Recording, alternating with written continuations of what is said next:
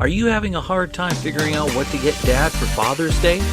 Shop now at sportshistorynetwork.com/row1 and save 15% off your order when you check out Row 1 Brand's Vintage Sports Pictorium Gallery. They have America's best sports art. With over 7,200 historic sports prints, you're assured to find something unique for Dad this Father's Day. If he's an NFL buff, check out the 1963 vintage NFL helmet poster. Shop now at sportshistorynetwork.com/row1.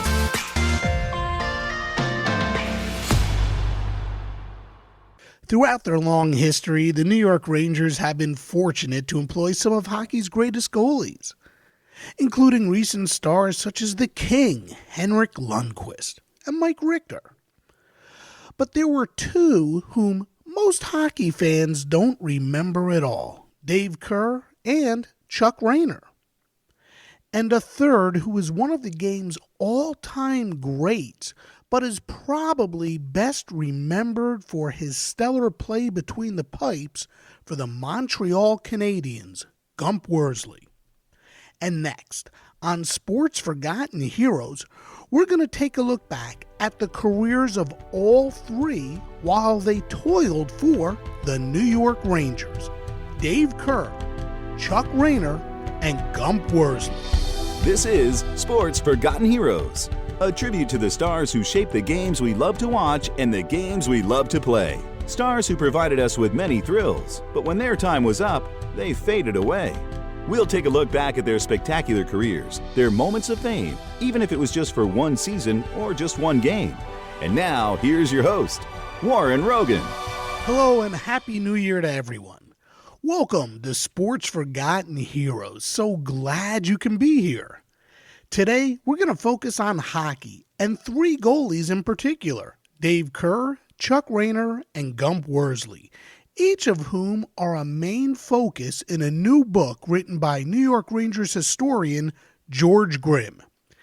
Each of the three have really good stories, and I think it's fair to say that Kerr and Rayner are names that are, well, very rarely, if ever, mentioned, while Worsley is better remembered for the 7 years he spent in Montreal, winning 4 Stanley Cups, than he is for the 10 years he toiled between the pipes for the New York Rangers. So here are a few interesting facts about each of the three goalies that I'll be talking about with George.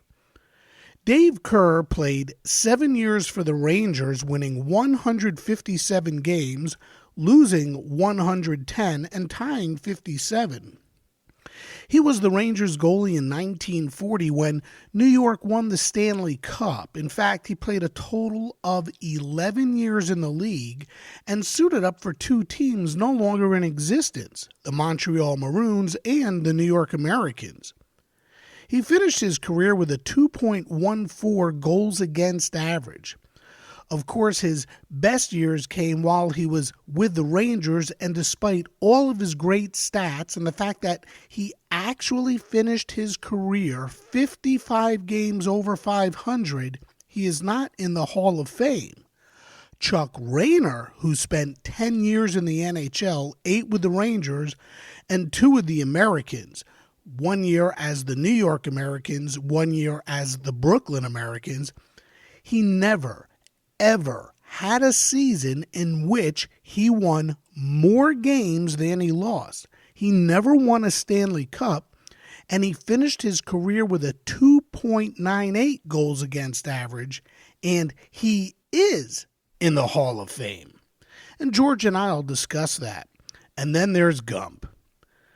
Again, not necessarily a forgotten hero, but I think he is most definitely remembered better for his time in Montreal, where he won 4 Stanley Cups. In fact, Gump's record in those 4 Stanley Cup runs is an incredible 29-6 with a minuscule goals against average of 1.86. But we're going to focus more on his time with the Rangers, with whom he played 10 seasons. Now, before all of that, just a few notes and reminders. Remember, you can follow Sports Forgotten Heroes on Twitter at SportsFHeroes. Please give us a follow and let your friends and family know about Sports Forgotten Heroes. Follow Sports Forgotten Heroes on Instagram and look for our page on Facebook. Every post is filled with facts and figures and info on the podcast. Also, please check out Sports Forgotten Heroes on the web at sportsfh.com. This site is filled with information on guests, links to more information about the Forgotten Heroes I discuss, and so much more. Plus, you can ask questions, make comments about the show, and suggest Forgotten Heroes you'd like to learn more about. That's sportsfh.com. And as always, please give Sports Forgotten Heroes a 5-star rating wherever you listen. All right, thanks for that. And now, let's get to today's show with George Grimm, who has just released a new book called Guardians of the Goal, a comprehensive guide to New York Rangers goaltenders. George, welcome back to Sports Forgotten Heroes. Glad you could join us again. Thanks for having me on. Oh, my pleasure. Hey, tell us about the book itself, Guardians of the Goal. Where did this idea come from? Well, I'm a longtime Ranger fan, and I'm a former goaltender, and I've always been interested in the guys who play goal for Rangers. And looking through the roster of goaltenders, I knew all the names, but there's a lot of guys I didn't know anything about. Mm-hmm. So I started doing research, and that's how the book came about. Mm-hmm. How long did it take you to write? A little over 2 years, I guess. In several chapters, you designate someone as a franchise goalie. How did you make the distinction as to whether or not someone was considered or is considered a franchise goalie? What makes them a franchise goalie? They had to be uniquely identified with the Rangers, first of all, and they had to set the bar for the goaltenders who would follow them. They would all have to be the main goaltender of their era, and set records or tie records, and set the bar for those who would follow. Mm-hmm.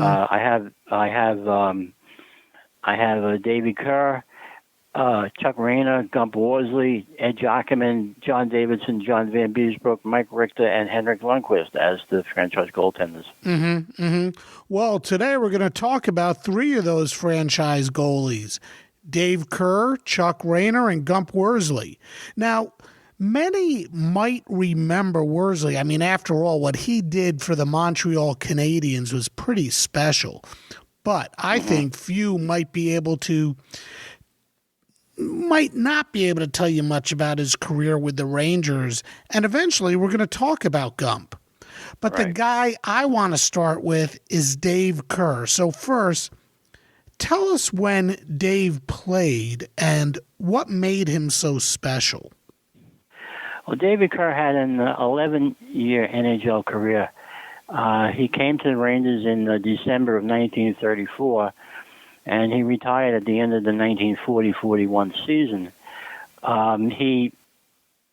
He was the Rangers' first great goaltender when you think about it, and he as I said before, he was one of the guys who set the standard for those who would follow.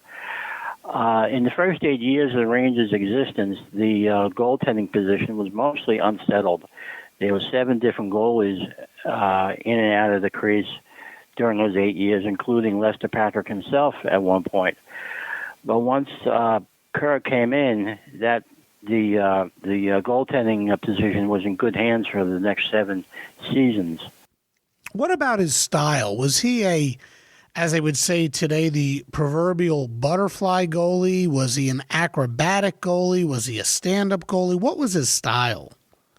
Well, back then, all goalies had to be stand-up goalies because there were rules that goaltenders couldn't drop to the ice.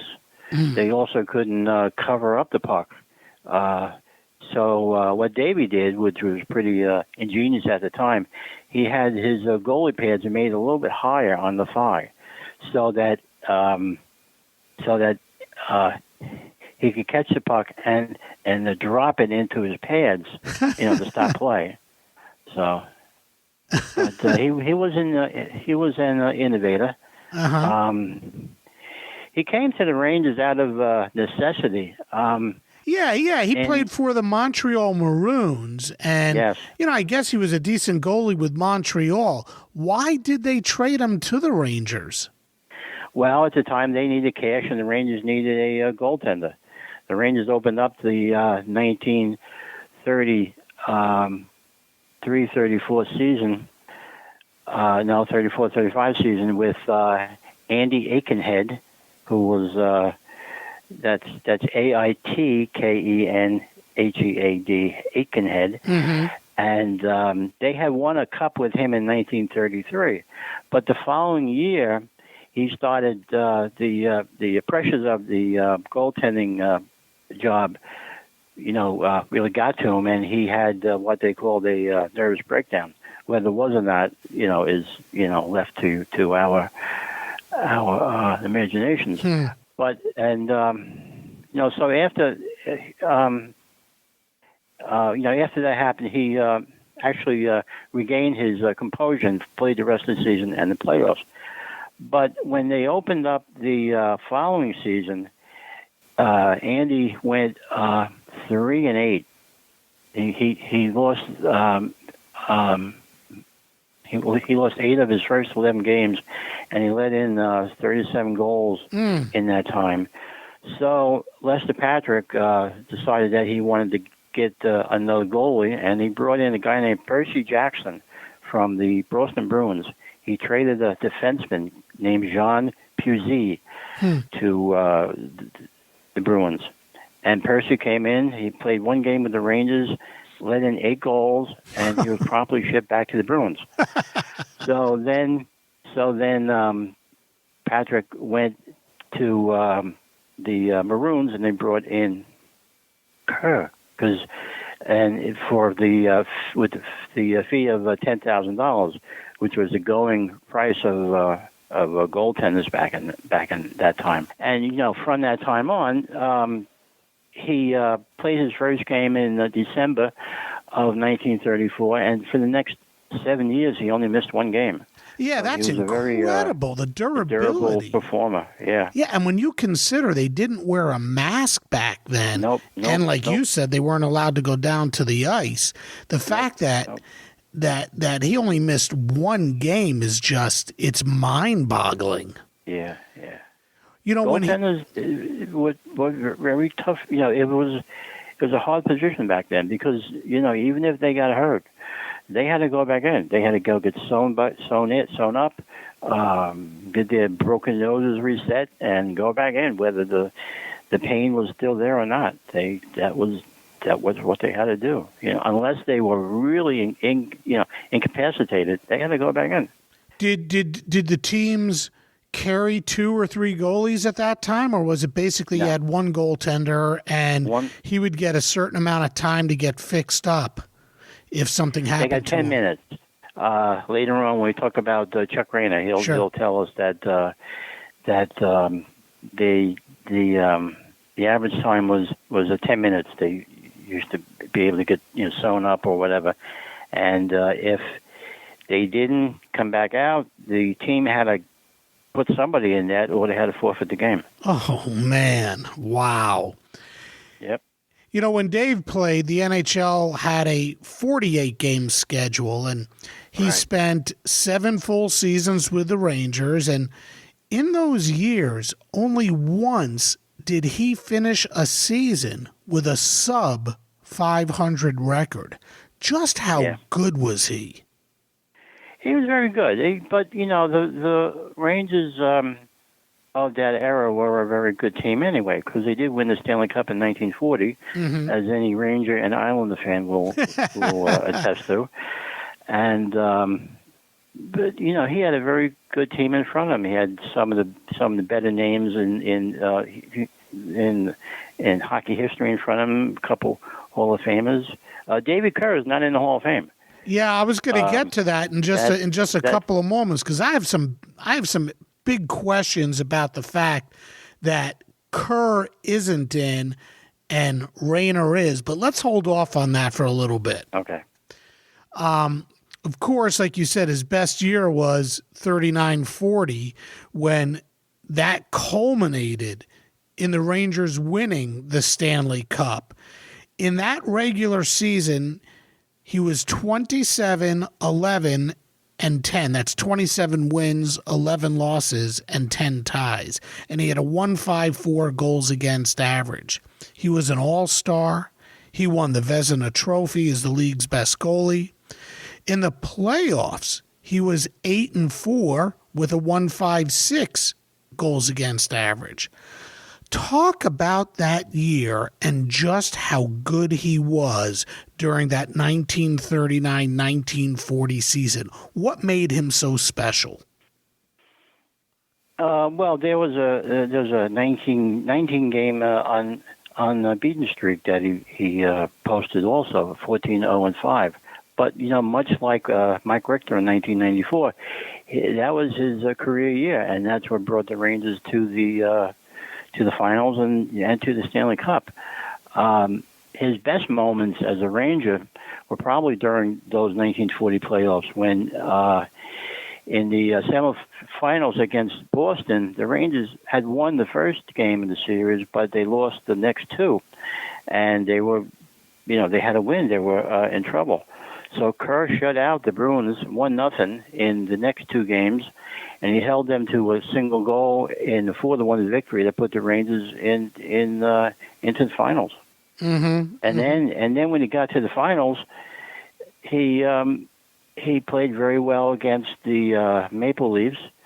He won two games that went into sudden death overtime, and had he not played that well, and had he not been able to get it together against the Bruins in the semifinals, the Rangers' 54 years cup drought would have been a lot longer. So we can all thank Davey Kerr for that. Yeah, sure. You could probably add another 10 or 11 years on that. Well, Sure, 7 years sure. on that drought. Sure. Yeah. So I wanted to go back to something else you talked about, his unique leg pads where he had that extra space, or he curved them out so he could hide the puck. Where did he get that idea, and how unique was it, and how did it help him? Well, like I said, he could drop the puck in there, and the referee loses sight of the puck, and he's got to stop play. But he was the only one that did that. Maybe the first goaltender who did that. But all goalies back then had to think of ways to stop play, because even if they fell accidentally, so to speak, Mm-hmm. they would stop play. But early on, they were not allowed to drop to the ice or cover the puck, and the crease was smaller. The rules were really not in favor of the goaltender in those days. Mm-hmm. Mm-hmm. The goaltender was just someone to stand in front of the net and hopefully block the shots. And Even the padding the wall was thin, paper thin, and they hardly wore any padding at all, and it was a tough job. And like we said, no masks, and they had to have a lot of guts to stand back there. Mm-hmm. Mm-hmm. Hey, another thing that he did during that time was he appeared on the cover of Time magazine. How big was that? That was in March of 1938, and it was very big because he was the first active hockey player to appear on the cover. It was a portrait by artist S.J. Wolf, and it was a big deal because the two biggest stars in hockey at the time, Eddie Shore and Howie Morenz, hadn't been on Time magazine yet, and they wouldn't get on until the the 1950s. So when Maurice Richard was on the cover, so it was a big deal at the time. But Kerr was a fan favorite. People liked him in New York, and he was a big fan favorite. He had some pretty remarkable stats over his career. One season he had 11 shutouts, and again, we're talking 11 shutouts in a 48-game season. And like we were just talking about, he had 4 shutouts in the Stanley Cup playoff of 1940 when it was just a 2-round tournament. You had the semifinals and you had the finals.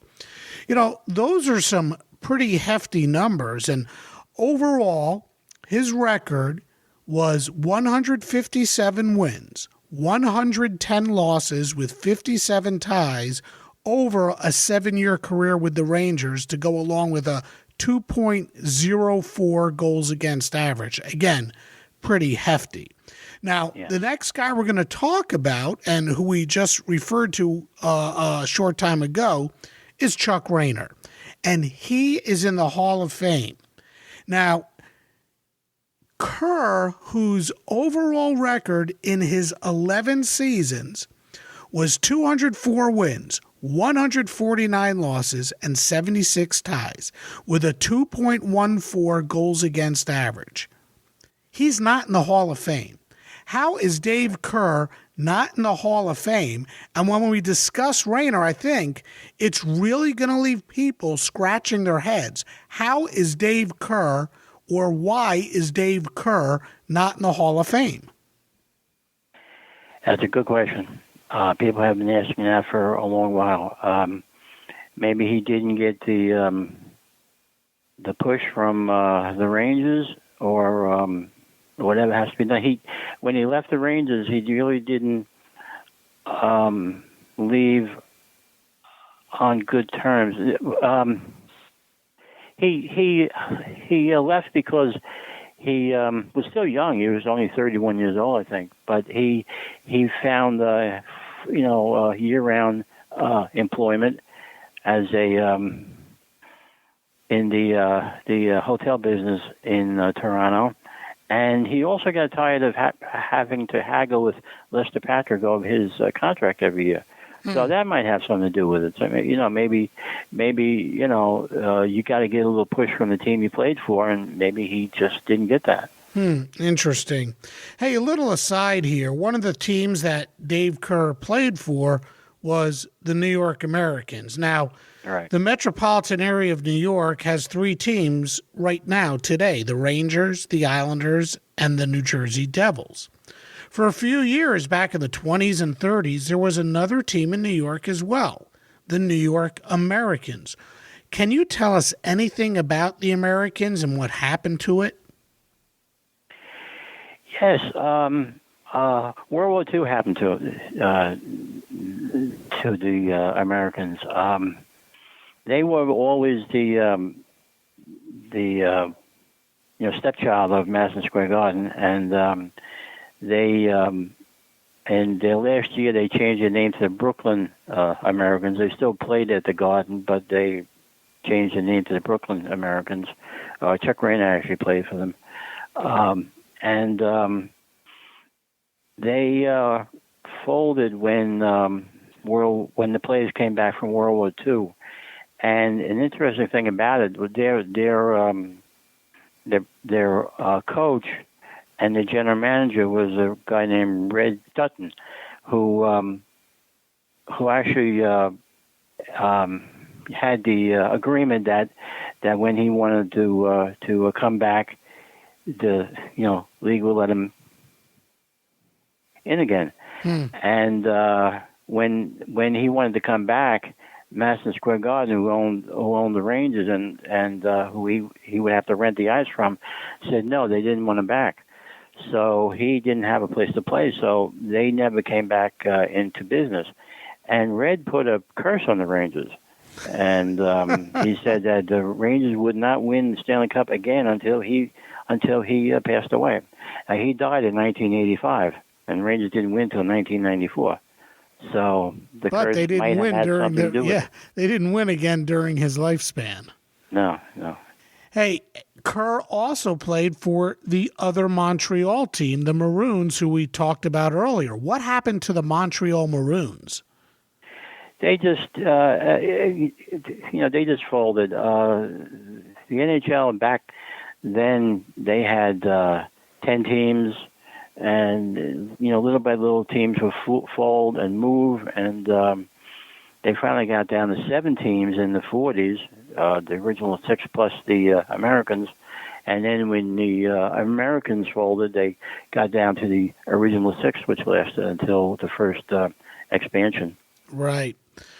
So let's wrap up Dave Kerr here. For his career in 40 playoff games, he had a 1.74 goals against average and a Stanley Cup Championship. He also had 8 shutouts over the course of his playoff career. Again, I ask, just how good was Dave Kerr, and why is he not spoken about when the conversation turns to the greatest goalies to have played the game? What does he lack? I did read where he was really low-key and unassuming, but still, his numbers are terrific. Yeah. He had a very good glove hand. He had very good reflexes. He used to challenge his teammates in practice by spread eagling himself between the post and putting his stick flat on the ice and having them try to shoot it past him just using his glove hands. He was very agile. He was a very good goaltender, but as you said, he just never got the recognition. Interesting. Okay, let's move on now to Chuck Rayner. And before we get into his remarkable career, you have first got to tell us about one of his nicknames, Bonnie Prince Charlie. Where did it come from, and what does it mean? Well, Chuck Rayner's name is really Claude, first of all. His name, you'd think with a name like Chuck, his name would be Charles, but it's not. It's Chuck. It's a Claude Earl Rayner. The Bonnie Prince Charlie was given to him by the press while he was with the Rangers. I have no knowledge of why he was called Bonnie Prince Charlie, but that's what he was called by the press a while. He was known as Chuck from the time he was a kid, so that's where Chuck came from. But he had a 10-year NHL career, and he was a good goaltender. Sure. And one of the most remarkable facts about Rayner's career is this. He never finished a season with more wins than losses. Every year he was under 500. His overall career record in the NHL was 138 wins, 207 losses, and 78 ties. He played just 10 years, 8 with the Rangers, with whom he went 123 wins, 179 losses, and 73 ties. And yet, Chuck Rayner, and this is where we go back to Kerr, Dave Kerr was not elected to the Hall of Fame. Chuck Rayner was elected into the Hall of Fame. How is that possible? I mean, I know. How good was he? I'm so confused here. Again, Chuck is in and Dave isn't. How does that make sense? Well, I said in the intro to Chuck in my book, I said that he never won a Stanley Cup. He didn't set any records, but he provided the Rangers with 8 years of solid goaltending when they were trying to rebuild themselves from the ashes of World War II. He was the rock that Frank Boucher built the Rangers around in those days. He was the one guy they could depend upon. And but is that Hall of Fame worthy? I don't know. I'm not on the committee. I don't know. I wasn't even alive when Chuck was I was born in '51, so I was alive. But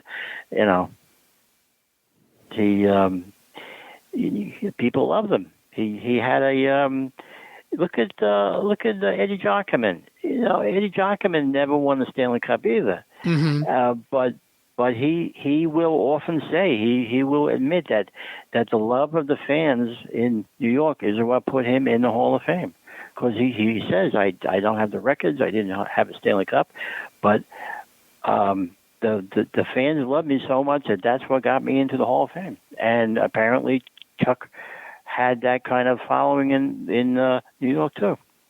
Sure, I mean there's players in all sports that make the Hall of Fame who have never played for a winning team. It's just, to me, it's just one of these weird numbers that a guy who won a Stanley Cup, finished his career with so many, finished his career so far over 500, does not get in. And the guy who didn't win the cup, never even finished a season at 500, didn't make it. It's one of those mind-boggling stats that just it just doesn't make sense. But that's not. You would have to look back too. Back in Davy Kerr's day, I would have to look and see what other goaltenders of his era made it into the Hall of Fame, because maybe back then goaltenders weren't really that well appreciated as they should be. They just weren't given the credit. They also say goaltenders are blamed for a loss, and they hardly ever get credit for a win. So sure. Well, maybe the NHL or the Hockey Hall of Fame should go the route of the Baseball Hall of Fame and re-examine some things with a Veterans Committee. Veterans Committee. Yeah. That's a conversation for another time. Let's get back to Chuck here.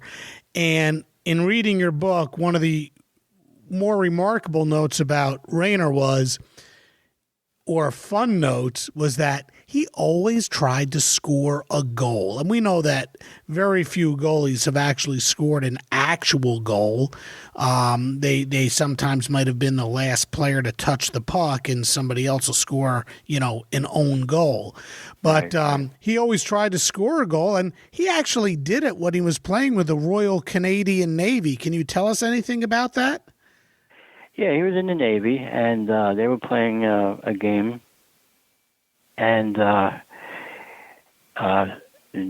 shot came and he made the save. And while the rest of the players basically were behind him and behind the net, he grabbed the rebound and just skated up ice. And he was always a good skater. And he just put his head down and sped up ice. And he shot. He went over the red line, went over the blue line, and he shot the puck past Art Jones, who was the opposing goaltender, and it's actually the only goaltender on record who had ever scored a goal that way. Yeah, that's pretty amazing. So, when we look at a goalie today, a goaltender today, and we look at all the equipment they're wearing, what was the equipment? How did the equipment compare back then in size and weight and, bulkiness as compared to what it is today? Was it easier for a goalie to skate and move up ice like Rayner did? The pads, the leg pads alone, when they got wet from the ice and everything, they were said to weigh 40 pounds. So per pad or total? Each of them. Wow. So no, for the pair. I'm sorry. Okay, still 40 pounds is 40 pounds.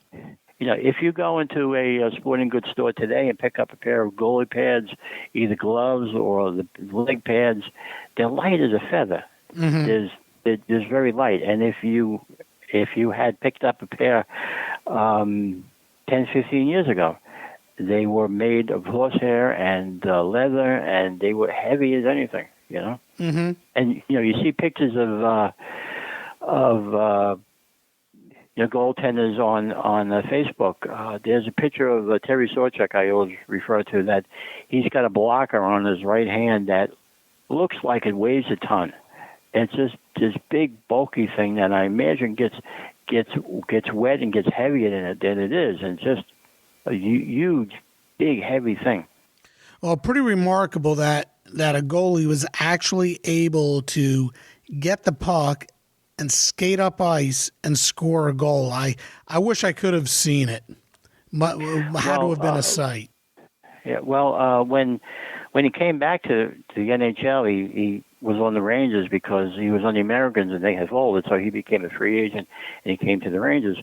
And Frank Boucher, the coach, actually used him on the power play. He used to have him skate up, leave his crease and skate up around the red line area and be able to shoot pucks back in from there. And he actually, when he was with the Rangers, they had Chuck and they had. Yeah, I was going to get to this. I know where you're going. So he was part of what I would say is an odd experiment when Boucher was there, and he treated Rayner and Sugar Jim Henry like skaters, and he had them switch out every 5 minutes or so. What was that about, and how did Rayner and Henry respond to that system? I've never seen anything like that. No. Well, Boucher was an innovator, so you got to give him credit for that. He used to switch them back and forth in 5-minute intervals or whatever, maybe by period and everything. But the funny thing is, the story that was told, which I'm not really sure I believe, was that the two goaltenders shared one pair of goalie gloves, and they had to switch. They had to swap off the goalie gloves right at center ice when they were switching between the guy on the bench and the guy on the net. I'm not sure. I believe that because what goalie do you know who doesn't have his own pair of gloves? Yeah, sure. So I'm not sure. Now maybe it happened once. Maybe somebody left their gloves in the dressing room or something. But I can't see it happening all the time. But it was. But it's a something that has been told. So, and Chuck and Sugar Jim were actually business partners in the off season. They had a hunting lodge business, so they were good friends and they knew each other. So they were probably okay with the situation. Did Boucher make the shift when the whistle blew, or was it during live action?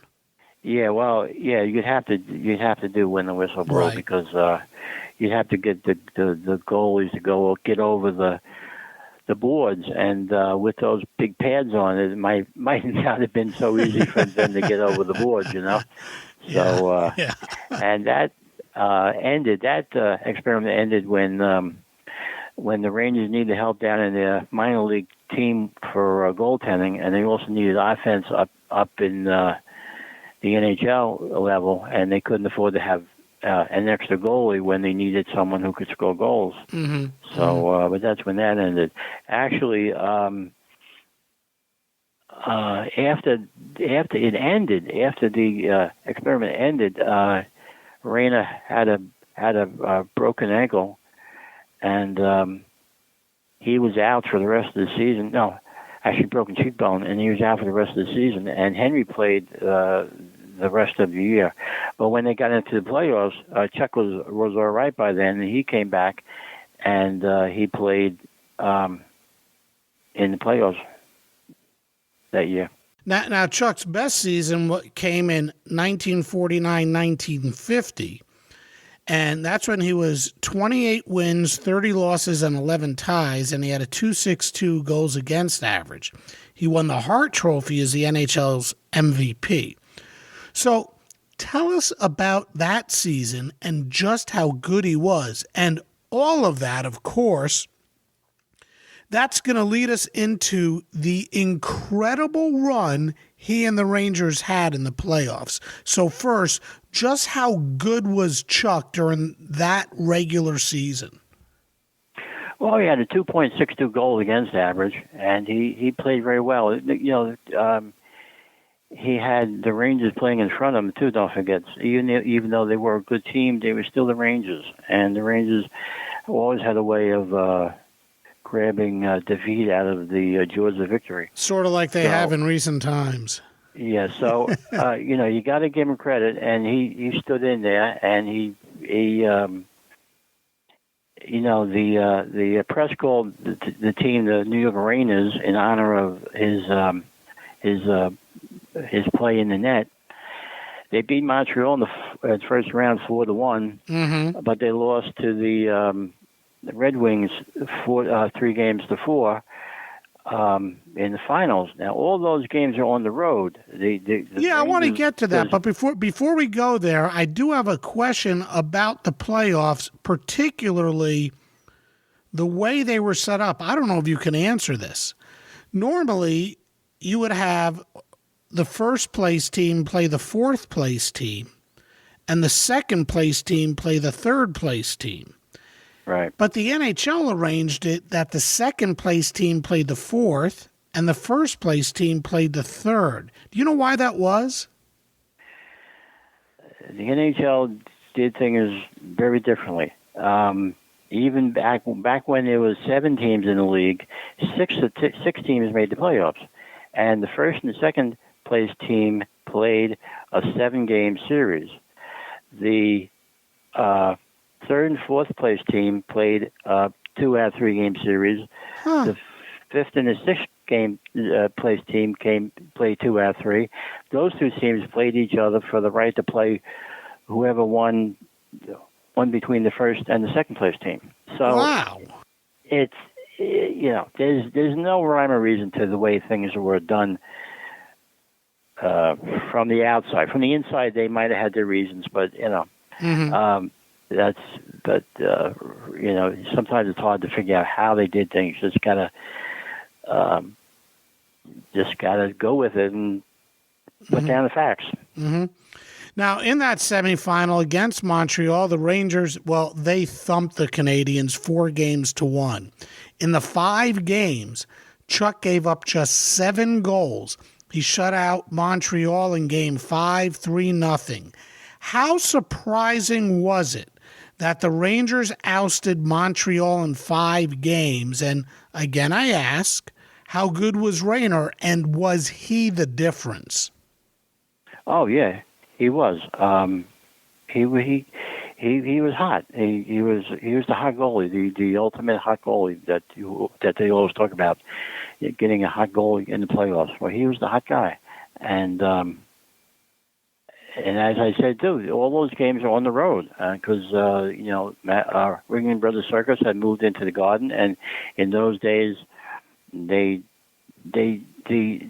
management of the Garden really didn't care that much about the Rangers, and they should just ship them out of town. They only had 2 home games that were designated as home games. Yeah, Maple Leaf Gardens. In Maple Leaf Gardens.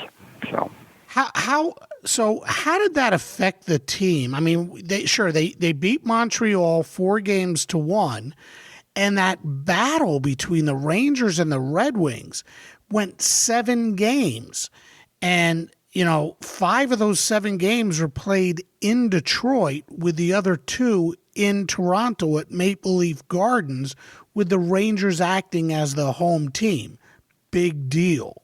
I mean, Detroit and Toronto are so close. So how unfair was that to the Rangers, and did that really come into play in the Rangers not being able to pull off the upset and beat the Red Wings?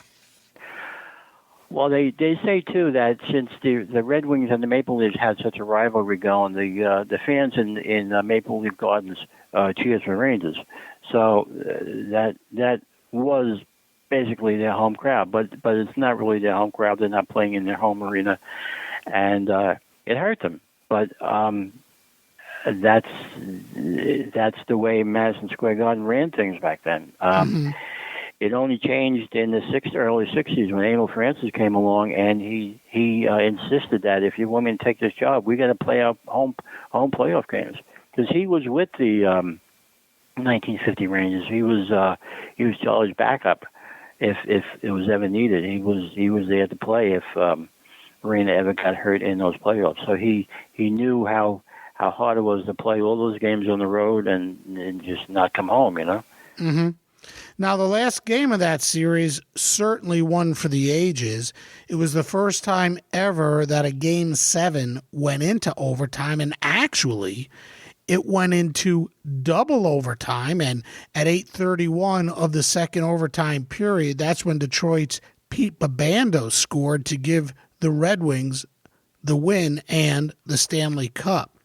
The NHL didn't keep shots on goal or saves or and those kinds of records.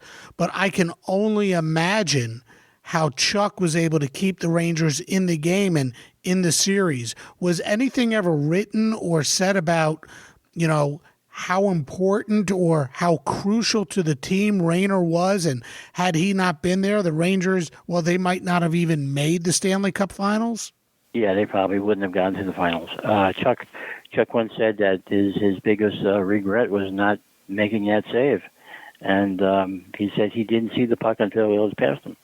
So he almost stole that series for the Rangers, didn't he? Oh yeah, sure, yeah, almost. But it's that's hockey history for you. Sure. As good as the Rangers were in those playoffs that year, and as good as Rayner was, they just were unable to keep any momentum the following season, and it was back to normal for the team. Take away Chuck Rayner. How bad were those teams? How much worse would the Rangers have been without Chuck Rayner? Oh yeah, well that was a time of transition too, because Lynn Patrick was their coach, and he took them to the finals. And at the end of the season, he quit. He left the Rangers, and he said he didn't want to raise the children in New York. But he turned around and took a nice offer from the Adams family up in Boston, and he became their coach. So the Rangers were back to square one. They had a good thing going, and they had to go back to square one. And so that didn't help them at all. Mm-hmm. And then, Chuck played another 5 years, but he started to run into injuries, and that's how he got into Gump Worsley. But Chuck, was a warrior. The fans loved him, and he was a warrior. Mm-hmm. People remember the one game when he stopped a shot point blank with his forehead, and they had to carry him off the ice, and there was a long stream of blood going from the crease to the locker room, and as I said, they only had 10 minutes to get sewn up, and the referee, who happened to be King Clancy that night, opened the door and said time. So they had to go back out, and he went back out on the ice with his head wrapped up with the bandages. He had a turban of bandages around his head. So he was a warrior. They were all warriors back then. Mm-hmm. They did what they had to do. That was their job. Compared to the other goalies of his era, guys like Terry Sawchuk and Bill Durnan and Turk Broda, where does Chuck Rayner fit in? Probably he's right up there. I mean, the goalies of the 50s and the 60s, that was the golden age of goaltending. When you had 6 teams and you only had 6 jobs, you had the best 6 goaltenders in hockey playing in the NHL. And there were at least twice that many down in the minor leagues who probably just as good, but they just didn't get that break. And Chuck was one of them. Chuck, and that's why too, they came back because they only had 1-year contracts, and you get hurt. Somebody comes in and takes your place. They might take your job, so you've got to go back in and do your job. Mm-hmm. All right, let's move on. Lorne Gump Worsley. Now, I don't think he's your typical forgotten hero. In fact, Worsley won 4 Stanley Cups with the Canadiens, and I think most hockey fans would remember Gump, and those 4 Stanley Cups is probably what he's best remembered for. He played with Montreal for 7 years and later for the Minnesota North Stars for another 5 years. The part of his career I think that most might forget is that he was the Rangers' #1 goalie for 10 years before he went to Montreal. Right. And he won the Calder Cup as the NHL's Rookie of the Year in 1953. So first, when looking back at his career, summarize his time with the Rangers. I think the highlight of his career was in June of 1964 when he got traded to Montreal, because he just got out of the Rangers situation, because he would never have had the honors that he gained in Montreal with the Rangers. He won the Rookie of the Year that year, and that summer the Rangers acquired Johnny Bower from the Cleveland Barons. And before training camp the next season, Gump, since he won the Calder Trophy, he asked for a raise. He asked for a $500 raise, and they sent him to the minors because of that. And they gave the job to Johnny Bower. Now Bower's a fine goalie, and he went on to great fame in Toronto. But Gump always held that against the Rangers, that they sent him down for asking for a $500 raise. Can you imagine that? No, I can't. I really can't. $500. Wow. Hey, where did the nickname Gump come from? Apparently, there was a cartoon character named Andy Gump back in the 1920s, and Gump and Lorne had a childhood resemblance to him, and they started calling him Gump. Mm-hmm. And if you look through the annals of hockey lore, he's the only Gump. So he's unique. That's his nickname. Mm-hmm. Mm-hmm. I think football fans might remember just how fearful former Raiders coach and television analyst John Madden was when it came to flying. Gump was also very fearful of flying. So what caused this fear, and how did he compensate for it? What did he do? I mean, after all, not flying isn't really an option for a professional athlete. Well, Gump's fear of flying came when he was in the Eastern Hockey League with the New York Rovers. They were flying back from Milwaukee for a game, and the twin engine plane that he was on, one of the engines blew out, and they had to make a quick landing, and he never got over his fear of flying after that. He used to take the train as much as possible. Like in the 6-team league, anyway, you could take the train because the farthest west team would be Chicago. But when they got to expansion, flying was something that had to be done. And actually, that when Gump was with Montreal, he quit one year. He was on a bumpy flight to the West Coast with the Montreal Canadiens, and they landed in Chicago to change planes. And he went up to the team captain, Jean Beliveau, and said, "I quit." And he took the train home. Man. And but the management of Montreal wanted to keep him, so they sent him to classes on how to deal with his fear, and actually came back for the playoffs that year, but he always had a fear of flying. Yeah, that's a tough one to overcome, especially for a professional athlete when you have to go coast to coast. Hey, you referred to this earlier that, his first few years were rough and he was up and down between the Rangers and their minor league team, even though he had won the Calder Cup, as you had said. He was still sent down, and that's because of this $500 raise he had asked for, and it upset management. But he and the Rangers really didn't see eye to eye on a couple of things, and one of them was his size. He was 5'7" and weighed all of 180 pounds. How did that affect how the Rangers perceived him? Well, one of his coaches with the Rangers was a guy named Phil Watson. Watson was also his coach with the New York Rovers, but Watson didn't like Gump, and Gump didn't like Watson. Watson, they said, was the kind of coach who would take credit for a win and blame his players for a loss. And he was not well liked. And he was always getting on Gump about his weight. He was always saying he had a beer belly. And Gump said, "I don't drink beer, I drink VO." And so that's how he got back at him. And Gump, he might not have looked very athletic, but he was. He would go down and bounce right back up again.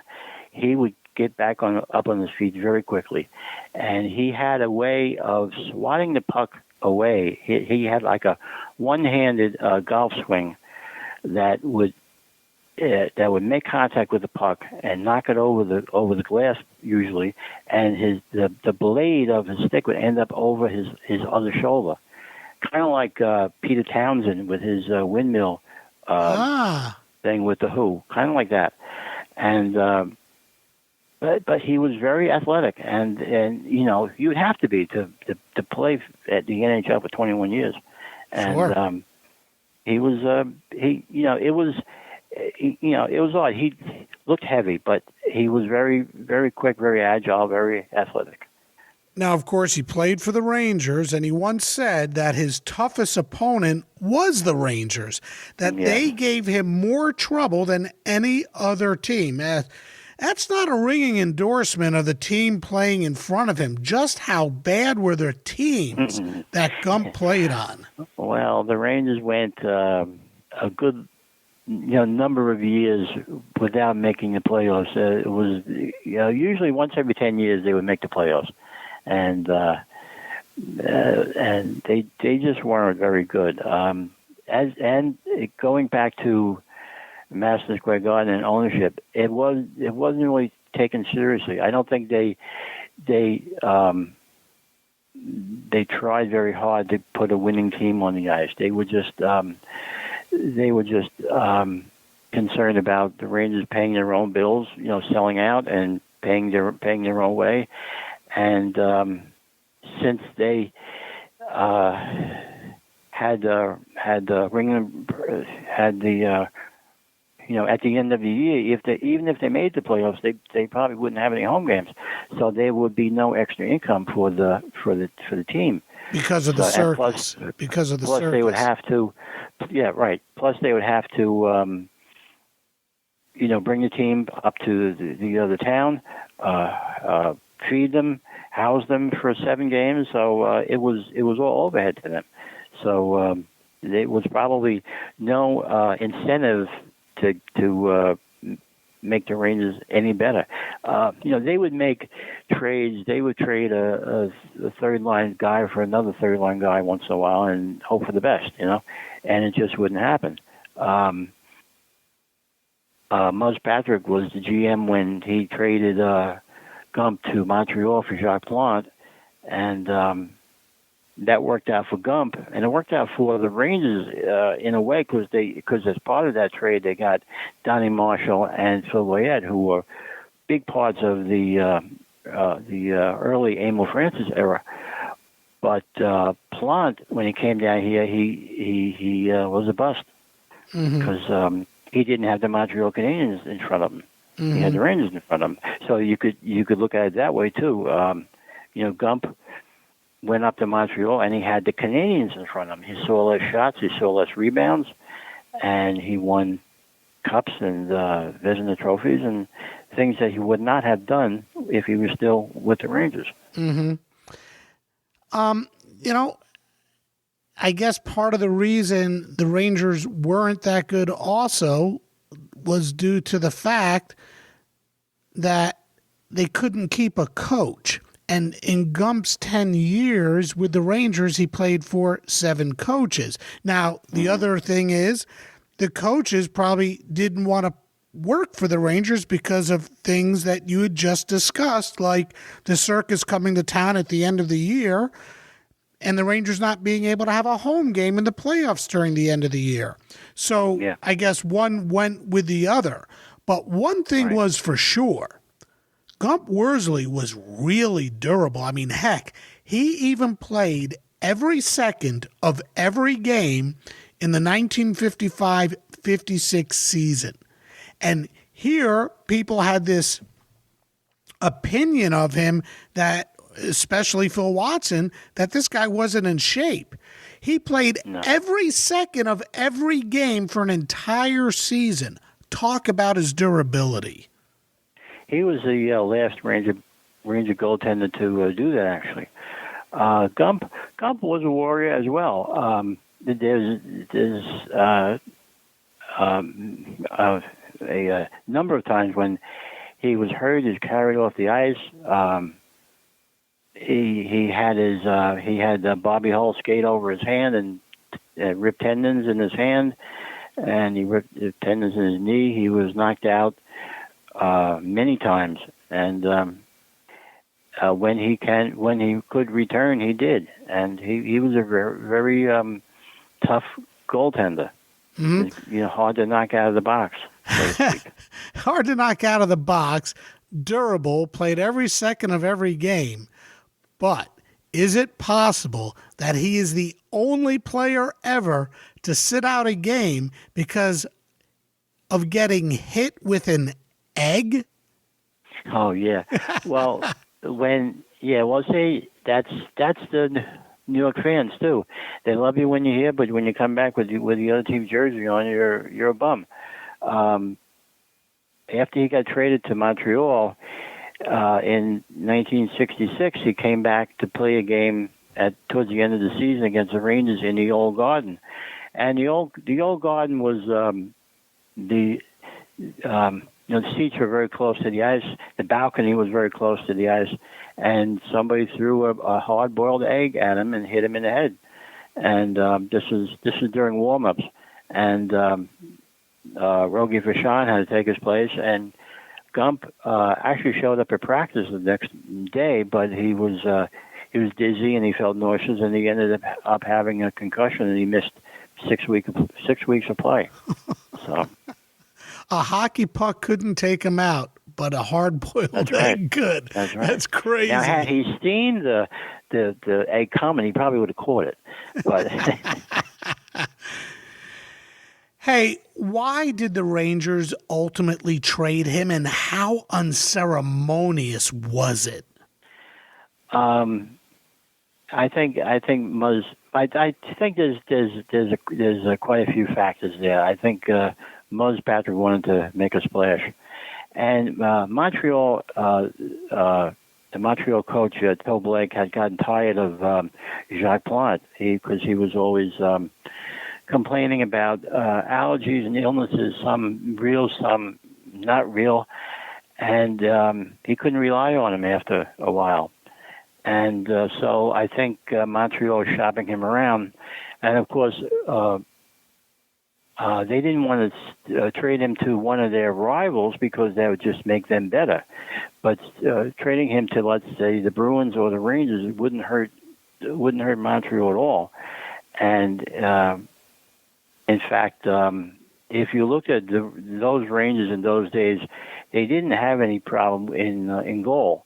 So if you gave them Plante, it wouldn't change the way they play because they would still be good in goal, but they still wouldn't be able to score goals or keep the shots down.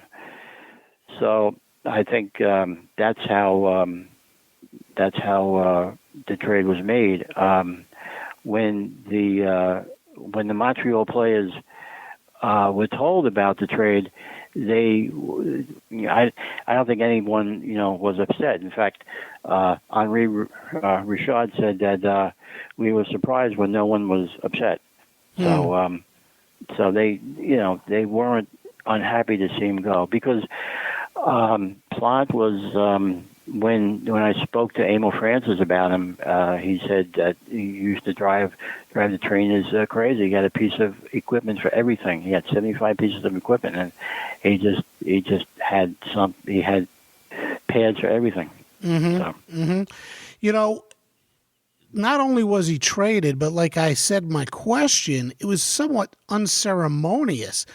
I hear he had played for the Rangers for 10 years, gave them everything he had, and he learned of the trade from a neighbor? Yeah, his neighbor told him to turn on the radio, listen to the sports on the radio. And Gump, when he was alive, he said that he was still waiting for the call to tell him that he had been traded. So it was very cold. It was very unsportsmanlike. It just wasn't the way that things should have been done back then. But that might have something to do with the Rangers' plight as well. Mm-hmm. After his playing days with Montreal were over, the newly formed Minnesota North Stars signed him. And, he ended up playing there with Cesar Maniago. Can you talk at all about Gump's time in Minnesota? Yeah, he was there to settle down the Minnesota goaltending situation. He backed up Maniago. He did a little coaching on the side. Maniago and him became fast friends. They were known as Mutt and Jeff because Maniago was 6'2" or 3", big tall guy, and Gump was, little guy, 5'7". 5'7", and it was in Minnesota that Maniago had him wear a mask. It was the first time he wore a mask in his career. Was his last season with Minnesota. After Maniago talked him into it. When Gump played until he was 44 years old, and that's when he hung up his skates for good. And his time with Minnesota wasn't that bad. I mean, we're talking about a newly formed team, and he won 39 games, lost 37, and he was in the net for 24 ties. Did he enjoy his time with Minnesota? Yeah, he actually stayed with the franchise for a number of years after that as a scout. So he must have enjoyed his time with the North Stars. It was the kind of thing too where he didn't have to travel. They would carry 3 goalies, and Gump would only play if he's going to play. He was only playing at home. Oh, so interesting. He wouldn't have to fly. Cesar Maniago and maybe Gary Bowman were the other 2 goaltenders, and they would travel with the team, and when they would come home, if Gump was going to play, he would play at home. So the flying part was out of the picture. So that made Gump very happy. Mm-hmm. Was his time with the Rangers a disappointment? I don't know. I think he was happy to be in the NHL because, as we said before, there was only 6 teams and 6 jobs, and he was happy to have one of them. You figure when he played, out of those 6 teams and 6 guys who played in goal, 4 of them ended up in the Hockey Hall of Fame. Mm-hmm. So, actually 5 of them ended up in the Hockey Hall of Fame, and everybody except the Bruin goalies. And so he'd have to be happy just to be in the league, making NHL money, $500 raise or not, Mm-hmm. Mm-hmm. Now, George, you're definitely a New York Rangers historian, and you know more about the Rangers than most people do. So, when you were writing Guardians of the Goal, What did you learn that really surprised you that you said, wow, I got to find out more about this? Well, there was a guy in the 40s, in the 1942-43 season. The Rangers, that was the first year that the Rangers were really affected by World War II. And they opened up training camp that year with no goaltender. And you believe that? Wow. And they brought in a guy named Steve Brzezinski, whose nickname was the Puck Gozinski, because he wasn't a very good goaltender. And he lasted 9 games, and then they brought in a guy named Jimmy Franks, and I guess luckily for him, he broke his arm midway through the season, so he was gone. Then they brought in Bill Beveridge from the Cleveland Barons, on loan from the Cleveland Barons. And in the last game of the season, with the Rangers firmly ensconced in last place, the Cleveland Barons wanted Bill Beveridge back for their playoff run. So the Rangers, the last game of the season, they had no goaltender. And they were playing the Montreal Canadiens, who needed to win the game to make the playoffs. So out of the goodness of their heart, Montreal volunteered to loan the Rangers one of their farmhand goaltenders named Lionel Bouveret. Lionel Bouveret went in, played 1 game for the Rangers, gave up 6 goals. Montreal won the game, and the Rangers went home. Montreal went to the playoffs, and the Rangers went home. And in all my research, I didn't find anyone anywhere who raised any kind of hell about it, because it smells fishy to me. But I guess that's just the way the NHL was back then. Well, it's always fun to find out stuff like that, and that's part of the reason why I do the podcast. It's because some of the information you get is really fun and really interesting. And George, you brought a great deal of knowledge and fun to the podcast, and I want to thank you again for being a guest here on Sports Forgotten Heroes. Remind everyone where they can get a copy of your book, Guardians of the Goal. Amazon, Barnes & Noble, and other bookstores. I've seen it in quite a few other bookstores around. And if you get in touch with me on Facebook, I can send you a signed copy. So that's awesome. George, what are you working on next? Actually, I'm working on a book about the Frank Boucher era, from 1940 through 1955, which will cover the war years and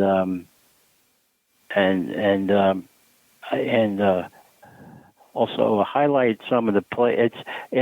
I think it's going to be called Forgotten Blue Shirts, because in the 40s and early 50s, the Rangers had a lot of good players that nobody knows about, nobody thinks about anymore, and I'd like to bring out those players, bring their career to the public's view. Mm-hmm. Yes.